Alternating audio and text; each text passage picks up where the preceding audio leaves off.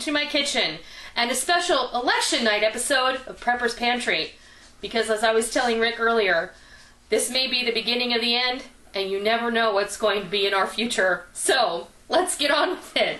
I'm going to make some chili mac, and that is all going to come out of my my pantry. And I already boiled 2 cups of dry macaroni, which equals 4 cups of cooked macaroni, so we've got that going. And I pulled one of the last remaining quarts of Rick's Woodsman's chili out of the this would have been a good chili day. Out of the pantry. We're going to have to make chili because we got to can some, because I think I have 2 quarts left.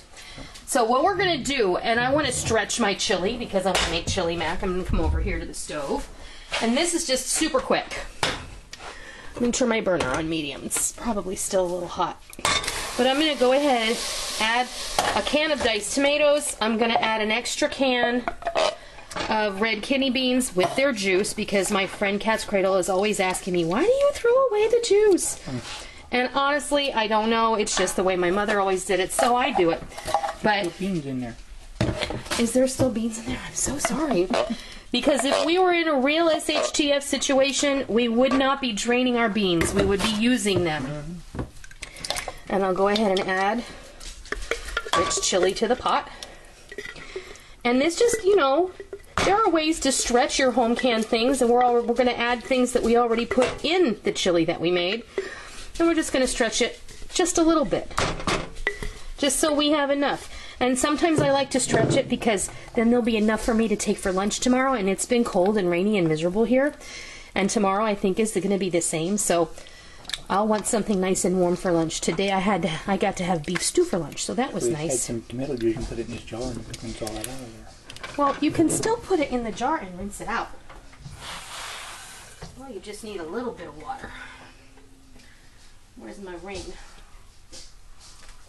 I put it in the jar. Or not.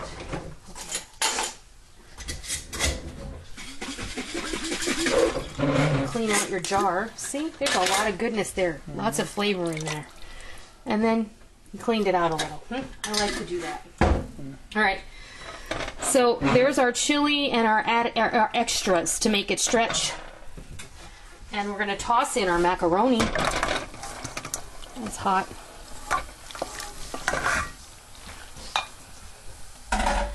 Now, at first you're going to think this is a little juicy, but that's okay, because if you're going to heat it up a little more, and that macaroni is going to kind of absorb some of that extra liquid, that's okay.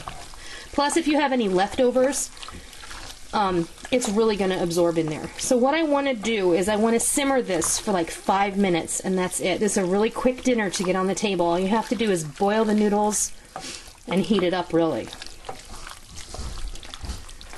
So I'm going to let this simmer for just a few minutes, and then when we come back, we're going to add a handful of cheese that I had in the fridge that I need to use up. Of course, if you were using exclusively your food storage, you can use your home waxed cheese, you could use your freeze-dried cheese, or you don't have to add cheese at all, but you know, everything's better with cheese. So, I'm going to let this simmer for just 5 or 6 minutes. I'm going to put the lid on it, just like that. And then when it's time, we'll come back and we will cheese it up, and we'll fix you a bowl of chili mac, prepper style. Okay, we're back, and it has simmered for just about, I don't know, a little over 5 minutes. It wasn't that long. But what we're going to go ahead and do is I'm just going to go ahead, and I've got some grated cheese over here.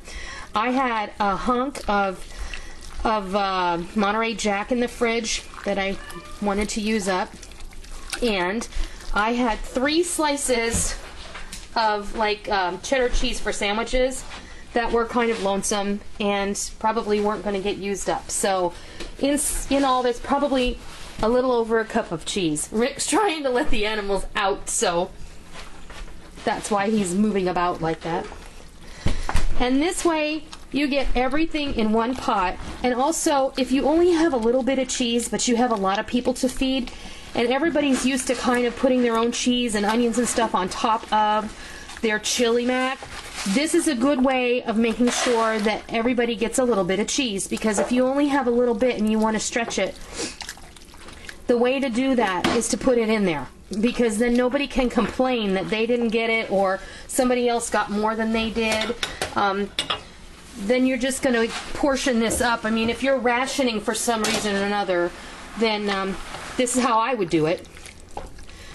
Anyway, that's what I think. But what I'm going to do now is, I think I'm going to go ahead and use pasta bowls for this.